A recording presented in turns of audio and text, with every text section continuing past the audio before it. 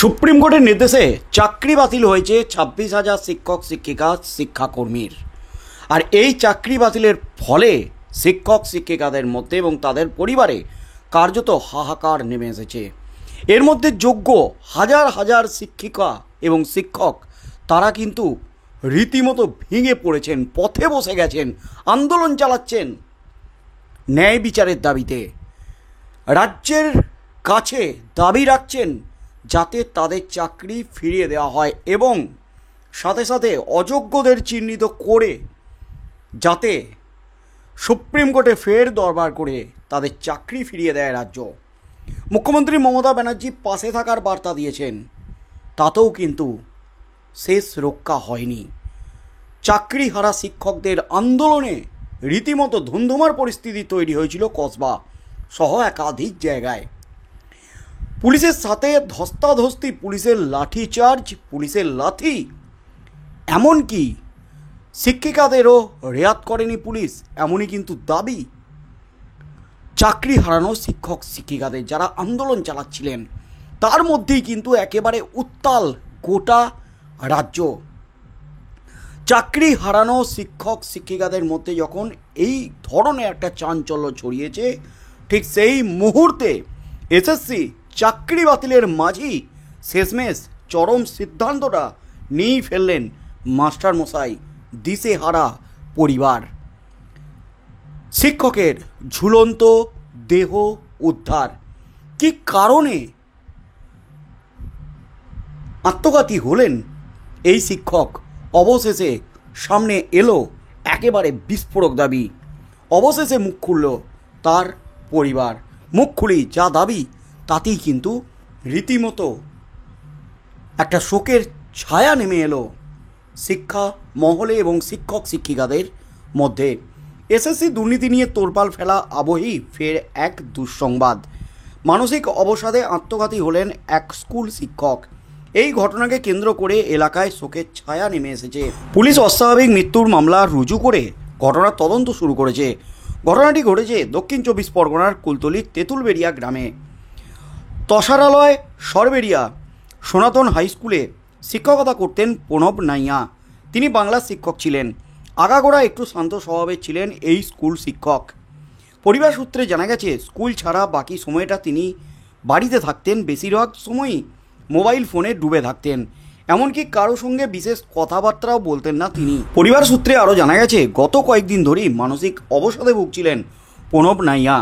বাড়িতেই হঠাৎ তার কোনো সাড়াশব্দ না পাওয়ায় পরিবারের সদস্যরা তার ঘরে গিয়ে দরজা ধাক্কা দেন। সেই ঘর থেকেই ওই শিক্ষকের ঝুলন্ত মৃতদেহ উদ্ধার করা হয়। দ্রুত পুলিশে খবর দেওয়া হয়। কুলতলি থানার পুলিশ ঘটনাস্থলে এসে মৃতদেহটি উদ্ধার করে। পরে ওই স্কুল শিক্ষক প্রণব নাইয়ার মৃতদেহ ময়নাতদন্তের জন্য পাঠানোর বন্দোবস্ত করে কুলতলি থানার পুলিশ। ওই ঘর থেকে একটি সুইসাইড নোটও পুলিশ উদ্ধার করেছে। প্রাথমিক তদন্তে পুলিশের অনুমান এই শিক্ষক আত্মঘাতী হয়েছেন। তবে তার মৃত্যুর পিছনে অন্য কোনো বড় কারণ রয়েছে কিনা তা খতিয়ে দেখছেন তদন্তকারীরা। পুলিশ মৃতের পরিবারের সদস্যদের সঙ্গে কথা বলেছে। এরই পাশাপাশি ওই স্কুলের শিক্ষক, সহকর্মী এবং বন্ধুবান্ধবদেরও জিজ্ঞাসাবাদ করা হচ্ছে। অস্বাভাবিক মৃত্যুর মামলা রুজু করে ঘটনার তদন্ত শুরু করেছে কুলতলি থানার পুলিশ। আকস্মিক এই মৃত্যু ঘিরে এলাকায় শোকের ছায়া নেমে এসেছে। তার সাথে সাথে শিক্ষকের এই মৃত্যু ঘিরে কিন্তু জোর শোরগোল পড়ে গেছে গোটা রাজ্যে। তাহলে কি চাকরি বাতিলের ফলেই এই শিক্ষকের মৃত্যু?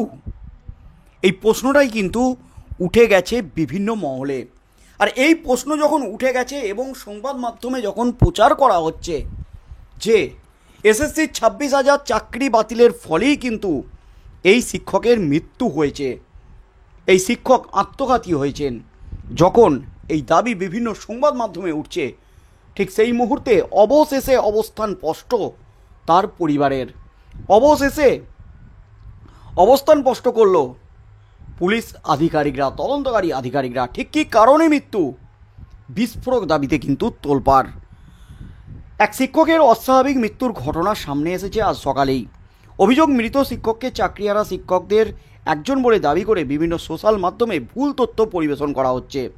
চাকরিহারাদের মধ্যে যার মারাত্মক প্রভাব পড়তে পারে বলে আশঙ্কা করছেন শিক্ষকরা।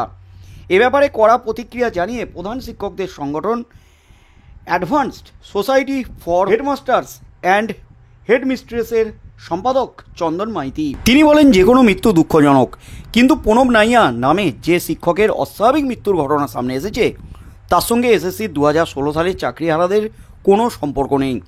চন্দনবাবুর কথায়, কিছু সোশ্যাল মিডিয়া পোস্ট যেভাবে প্রণব নাইয়াকে 2016 সালের এসএসসি পরীক্ষার্থী হিসাবে চিহ্নিত করছে তা কেবল বিভ্রান্তিকরই নয়, অত্যন্ত দুর্ভাগ্যজনক এবং নিন্দনীয়। এই ধরনের ভুল তথ্য, বিশেষ করে এই ধরনের একটি সংবেদনশীল সময়ে যখন চাকরিহারারা মানসিক চাপের মধ্যে রয়েছেন, তখন তা সকলের মধ্যে আতঙ্ক ছড়ায়। প্রধান শিক্ষকদের সংগঠনের তরফে জানানো হয়েছে, কুলতলির বাসিন্দা প্রণব নাইয়া এসএসসি 2013 সালের প্যানেলে সহকারী শিক্ষক হিসাবে চাকরি পেয়েছিলেন। ফলে 2016 সালের এসএসসি প্যানেলের সঙ্গে তার কোনো সম্পর্ক নেই।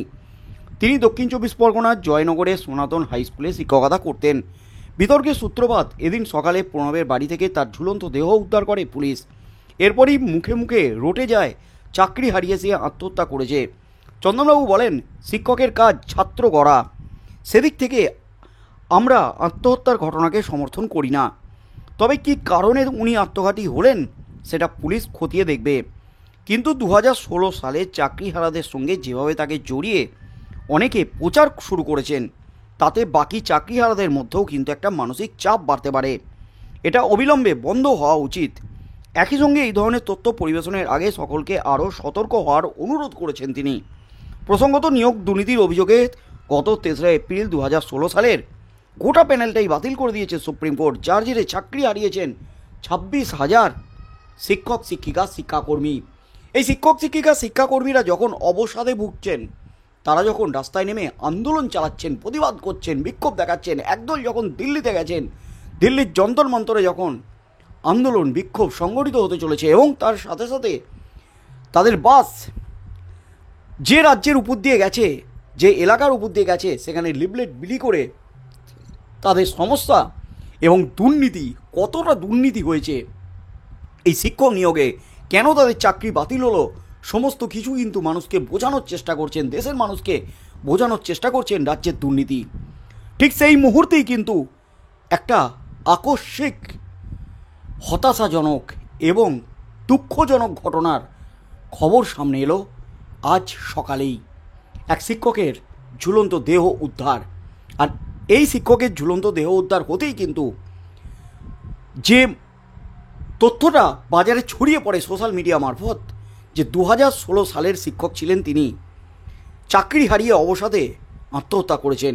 কিন্তু অবশেষে অবস্থান স্পষ্ট করল তার পরিবার। 2012 সালে পরীক্ষা দিয়ে 2013 প্যানেল অনুযায়ী নিয়োগ এই শিক্ষক প্রণব নাইয়া, তিনি 2016 সালের নন, এর সাথে 2016 কোনো যোগ নেই, এমনই কিন্তু বিস্ফোরক দাবি করলো তার পরিবার।